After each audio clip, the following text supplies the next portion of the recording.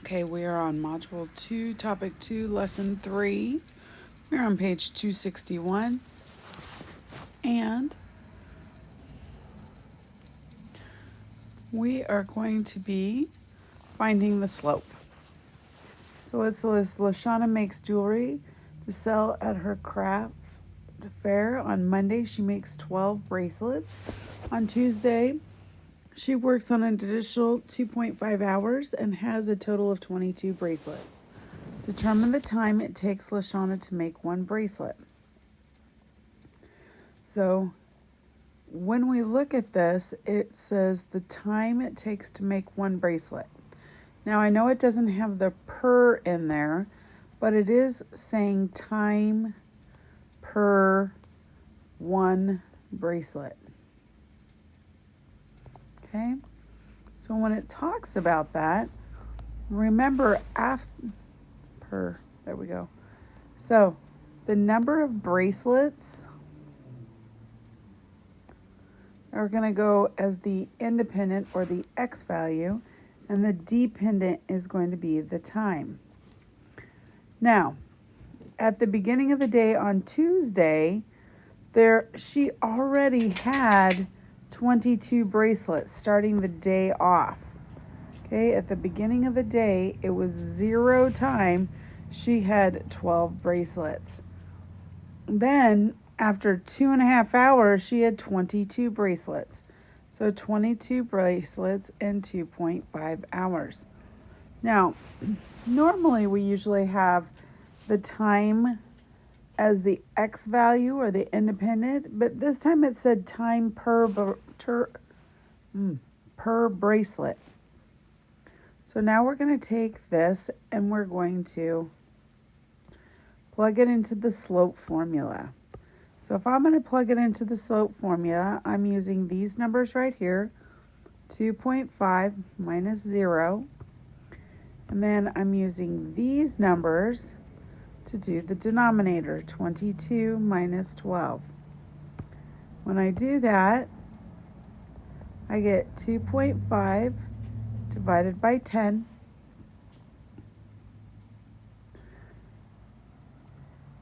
And did I do that right? Did I subtract correctly? 22 minus 12.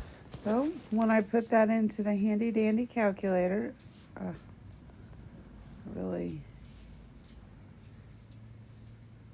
I can't believe I'm actually doing this. Did I really just divide that? Okay, now this says 0.25 hours per bracelet. Okay, we were talking about hours. Okay, now do we really talk about it as hours? No. What's a quarter of an hour? Isn't that 15 minutes? Now, will I accept either one of these answers? Yes. Either one of those would work. So this next one, it says the organizers of a festival expect, it doesn't say they have it, but they expect 10,000 people to attend over 4 days.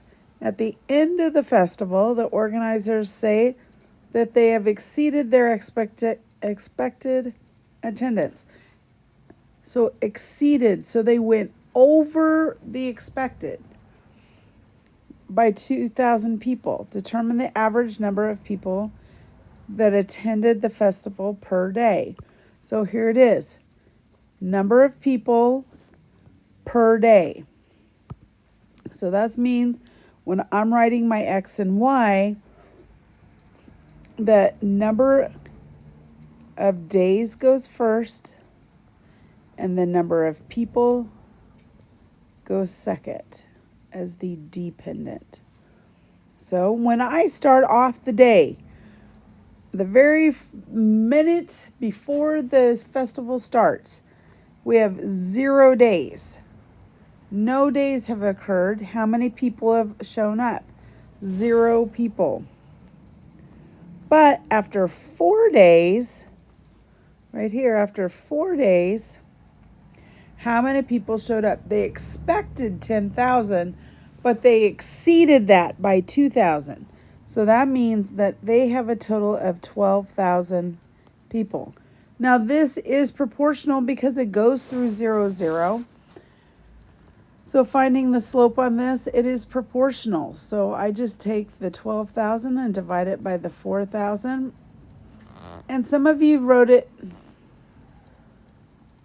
not 4,000. Why did I write 4,000? 4 days. Because I know what the answer is. Some of you just wrote a 3,000. Well, when you have a word problem like this and it tells you what the x and the y values are, or the independent and dependent, you need to actually write that down. So, because it says determine the average number of. So I need to say 3,000 people per day. Okay, so this next one, it says, Aiko bakes croissants for a community center bake sale. She already has a number of batches baked from the day before. After 2.5 hours, Aiko has a total of 8 batches. After 4 hours, she has a total of 11 batches. Determine the number of batches Aiko baked per hour. So I'm going to do hour and number of batches. Okay. So it says that at 2.5 hours, she had a total, I think it's a she, yes, of 8.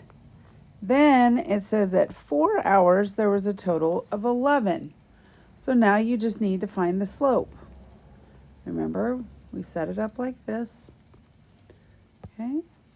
I'm going to take the y values and I'm going to subtract those. Then I'm going to take the x values and I'm going to subtract those.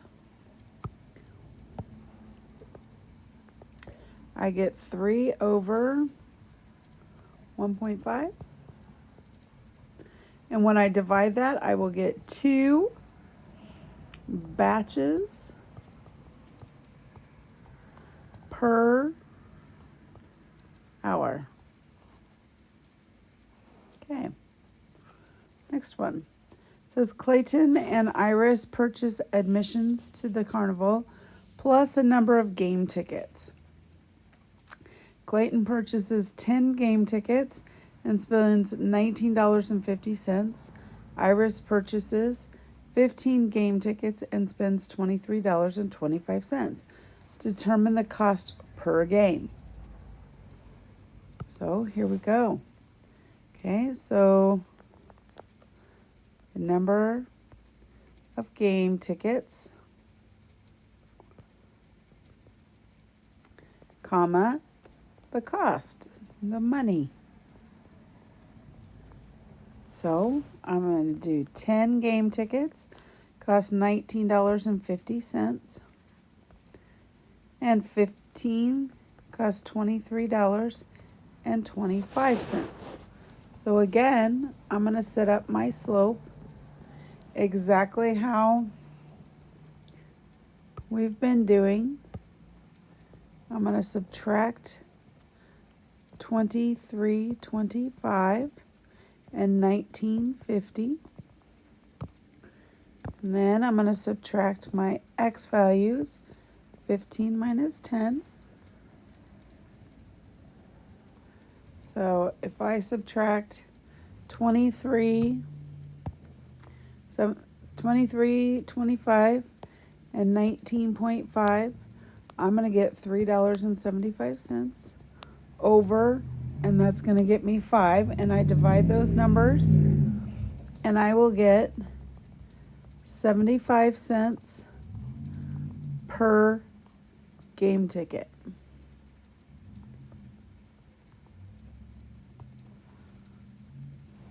Okay.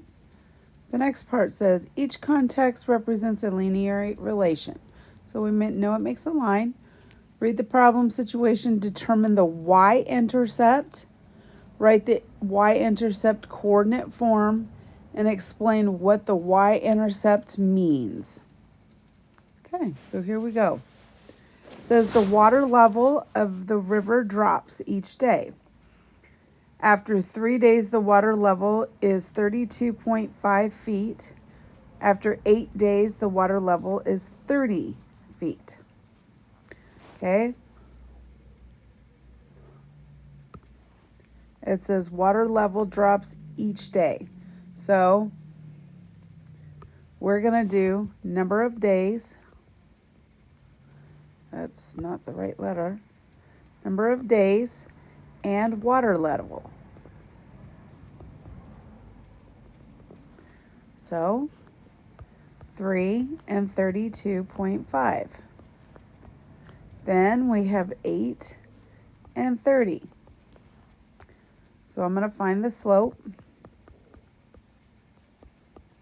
Remembering that on the top we subtract, and on the bottom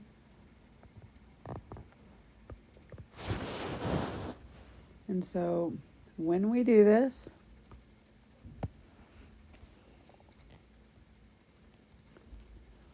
making sure I do all my arithmetic correctly, and this is 5, and this will come out to negative 0.5. Now, it's not asking for what the slope is. It's asking for what the y-intercept is. Remember, we have y equals mx plus b. We have 2 points. I'm going to pick this one right here because it doesn't have a decimal for it. So I'm going to replace the y with 30. I'm going to replace the slope with negative 0.5 or negative half. Then I'm going to do 8 here. And then I'm going to solve. So half of 8 is 4. So I add 4. I get 34 equals B. And I write it as, now again, I look right here. The x value means number of days, so that would be 0 days, so where it starts at, and then the water level is the y. So the water level starts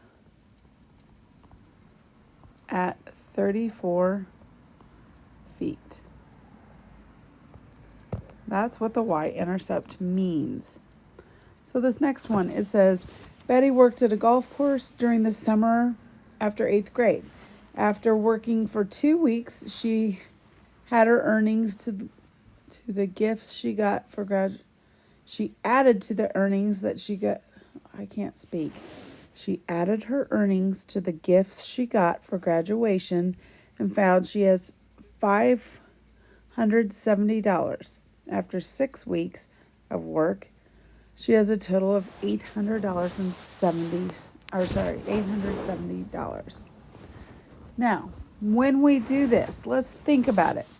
Are we going to say weeks per money saved, or are we going to say money per week?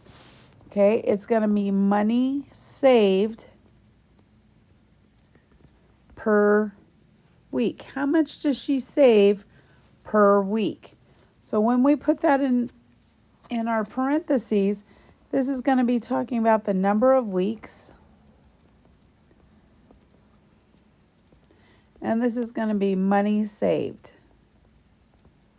So we go back up and read. It says after 2 weeks, she has $570 saved. After 6 weeks, she has $870 saved. So I find my slope. I take my y values and I subtract them. And and I take my x values and I subtract them. And when I do that, I get 300 over 4.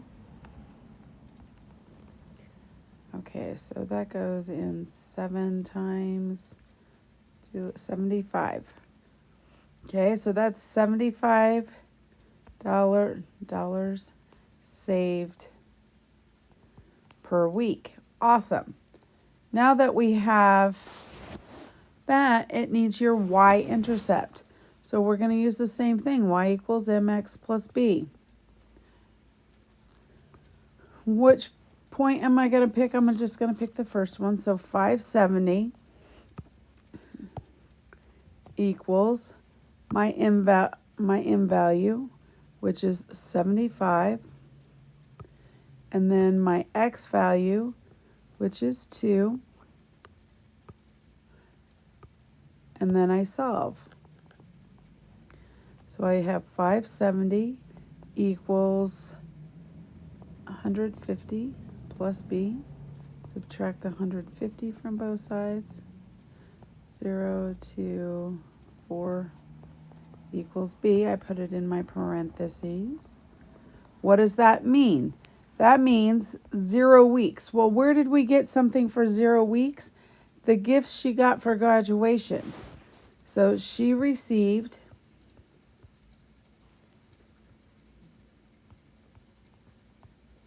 $420 for graduation.